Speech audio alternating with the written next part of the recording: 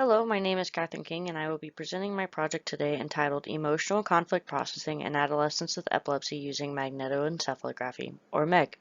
Epilepsy is a neurological disorder that affects about 1% of the population. Many people with epilepsy suffer from depression and anxiety, which often develops in adolescence. Deficits in emotion regulation are thought to underlie depression and anxiety and could be a potential mechanism for as an epilepsy comorbidity. Though emotional conflict processing is well studied in depression using functional magnetic resonance imaging, its spatiotemporal profile has not been investigated in epilepsy. Therefore, the goal of the present project was to study the spatiotemporal profile of emotional conflict processing in adolescents with epilepsy relative to controls using MEG. We hypothesized that adolescents with epilepsy would have longer response times and lower accuracy compared to controls, and would exhibit relatively lower brain activity in brain regions related to emotional conflict and implicated in depression.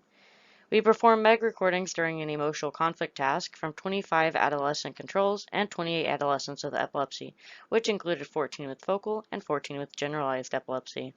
After cleaning and pre-processing the data, head models were constructed from individual MRIs and combined with MEG signals to perform source localization. Source maps were then compared between groups using cluster-based permutation tests across 10 100 millisecond time windows post-stimulus. These findings were then related to symptoms of depression and anxiety using linear regression models. For the behavioral results, while controls exhibited normative behavioral patterns responding more slowly and less accurately to emotional conflict, adolescents with epilepsy did not exhibit this pattern. Interestingly, they responded similarly across conditions. In the source domain, adolescents exhibited relatively lower brain activation in several brain regions and time windows, starting at 500 milliseconds after stimulus presentation. From 500 to 600 milliseconds, those with epilepsy exhibited significantly lower activity in the left postcentral gyrus and the left middle cingulate. This cluster may represent a deficit in error evaluation or a disrupted connection between the motor and prefrontal cortices. The next cluster, from 600 to 700 milliseconds, includes the precuneus, hippocampus, and fusiform regions involved in emotion recognition and memory. This may indicate that those with epilepsy have weakened emotional memory and encoding and learning. At 800 milliseconds, we saw a cluster covering the middle and supracolossal cingulate, as well as the orbitofrontal cortex.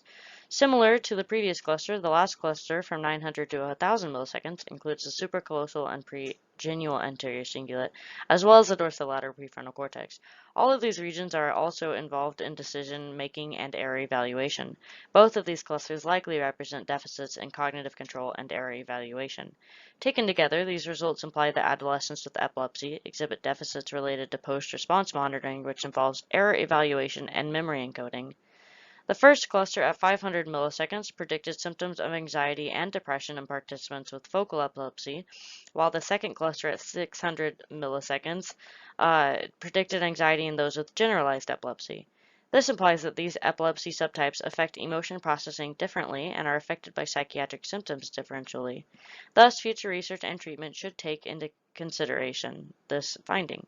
Lastly, time frequency analysis revealed a significant event-related desynchronization, predominantly in the low beta band in the pregenual anterior cingulate, around 600 to 900 milliseconds.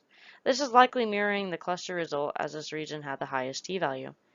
To conclude, we showed that adolescents with epilepsy exhibit blunted brain responses to emotional conflict, which are similar to those seen in depression and anxiety patients. These findings reveal a shared dysfunction between epilepsy and its psychiatric comorbidities, which could be a target for epilepsy treatment. Future treatments that target these shared dysfunctions could reduce treatment time and improve outcomes by treating epilepsy and its comorbidities at the same time.